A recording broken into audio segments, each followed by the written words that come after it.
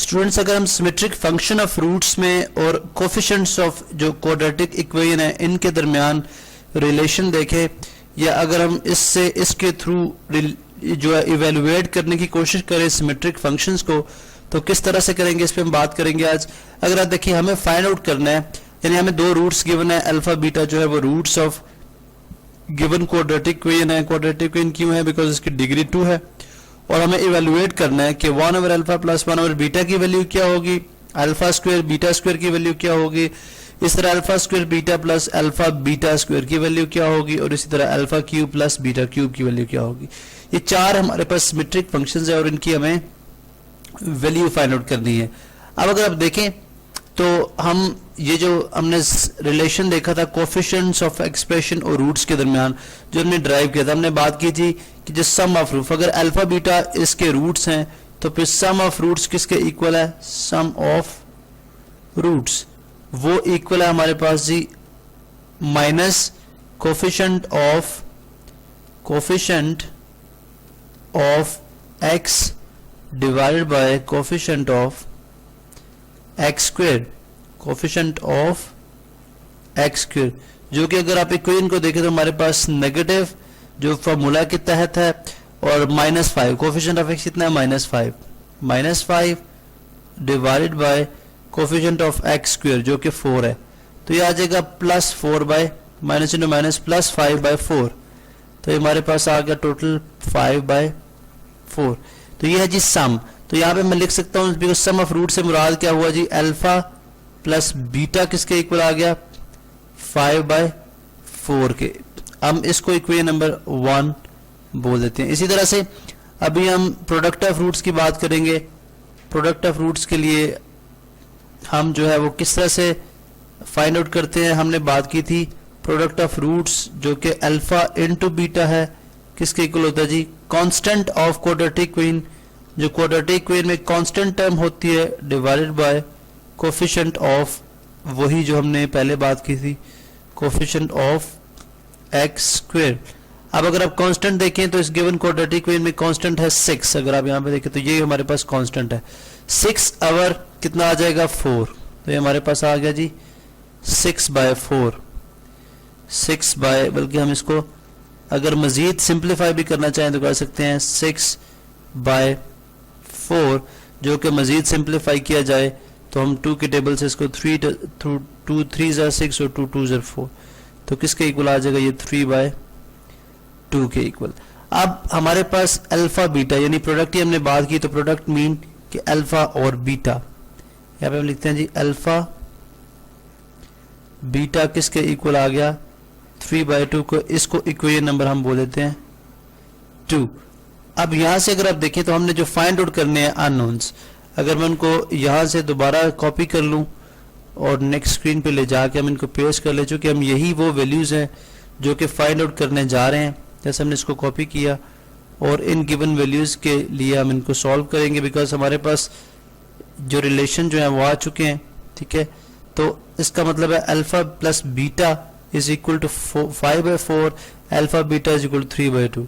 अब अगर हम फर्स्ट को सॉल्व करें, सबसे पहले अगर हम फर्स्ट सॉल्व करें 1 over alpha plus 1 over beta, तो यहां से मैं अगर अल्फा बीटा एलसीएम ले लूं, यहां से अल्फा बीटा एलसीएम ले लिया जाए तो ये कितने टाइम होगा जी? ये बीटा टाइम्स होगा, तो ये आ जाएगा बीटा, और इसी तरह ये अल्फा टाइम डिवाइड होगा तो 1 इंटू अल्फा, ये आ जाएगा अल्फा। तो ये आ गया alpha plus beta over alpha beta. देखें डायरेक्ट हम इसकी वैल्यू फाइंड आउट नहीं कर सकते बिकॉज 1 ओवर अल्फा की वैल्यू हमारे पास नहीं है, 1 ओवर बीटा की वैल्यू भी हमारे पास नहीं है। या एक अदर मेथड जो दूसरा तरीका है वो कुछ इस तरह से हो सकता है कि अगर हम अल्फा प्लस बीटा और अल्फा बीटा में से अल्फा और बीटा की वैल्यू फाइंड आउट कर लें तो फिर हम उस तरह से भी कर सकते हैं, लेकिन चूंकि हम इसको एक सिंपल वे से करें तो हम इन्हीं को, अगर हम इसको एलसीएम लेते हैं तो हमारे पास alpha plus beta, because symmetric property के तहत beta plus alpha plus beta के ही इक्वल होता है। अब ये अगर आप देखें तो दोनों की दोनों वैल्यूज हमें मालूम है। अल्फा प्लस बीटा जो है वो 5/4 है और ये डिवाइड हो रहा है अल्फा बीटा के साथ जो कि है 3/2।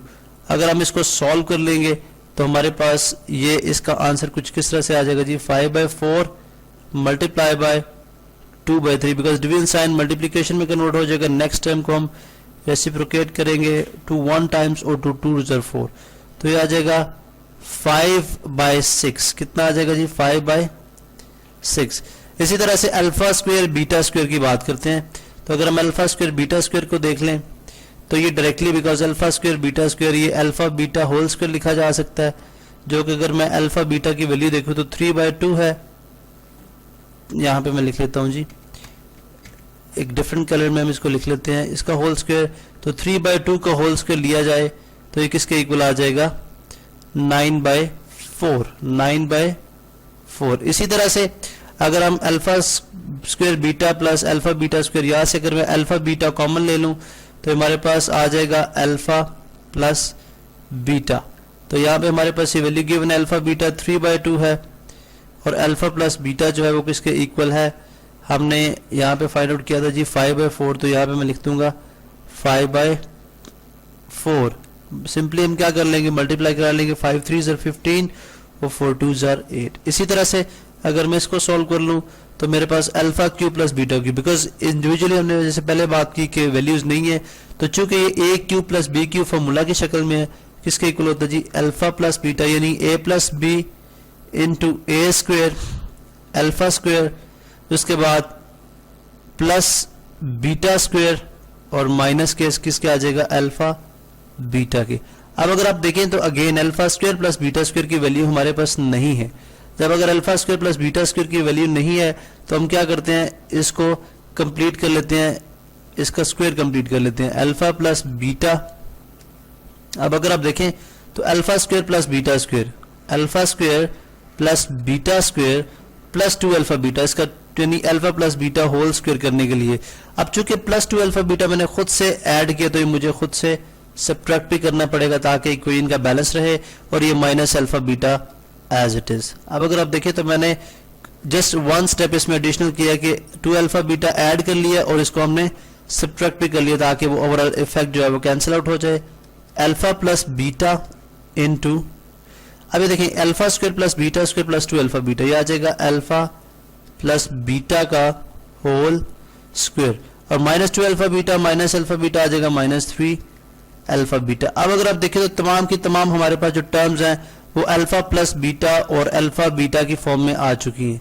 अब अगर मैं यहाँ पे अल्फा प्लस बीटा की वैल्यू लिखूं जो कि 5/4, अगर आप यहाँ पे देखें तो ये आ जाएगी 5/4 इंटू यहाँ पे अगेन अल्फा प्लस बीटा का स्क्वायर 5/4 का स्क्वायर और -3 इंटू अल्फा बीटा 3/2 है, 3/2 हम एज इट इज लिख देंगे।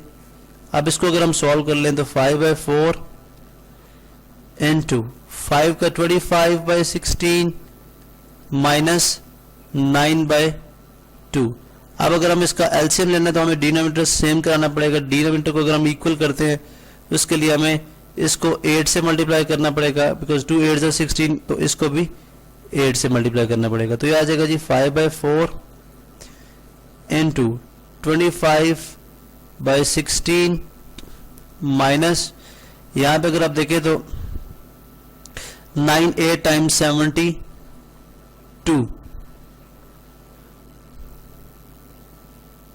डिवाइडेड बाय 2 8 = 16, तो ये आ जाएगा 16 एज इट इज हम लिख देंगे, बिकॉज 16 अब डिनोमिनेटर सेम हो गया है।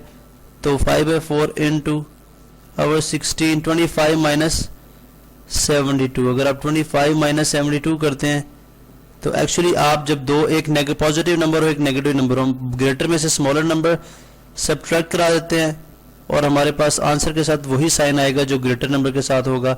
अब ग्रेटर जो कि -72 है तो ये आ जाएगा 5 इंटू -47/16, 4 जार कितना हो जाएगा 64।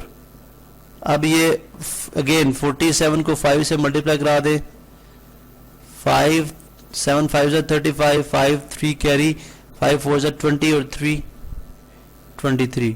सो ये आ जाएगा जी -235/64, और यही हमारे पास फाइनल आंसर है। तो आपने देखा किस तरह से हम जो है वो गिवन जो कोफिशिएंट्स हैं, जो हमने रिलेशन फाइंड किया था रूट्स ऑफ क्वाड्रेटिक इक्वेशन और कोफिशिएंट्स के दरमियान, उसको हमने यूटिलाइज करके डिफरेंट अल्फा और बीटा की फॉर्म में जो फंक्शन गिवन थे जो कि सिमेट्रिक थे उनको इवेलुएट किया।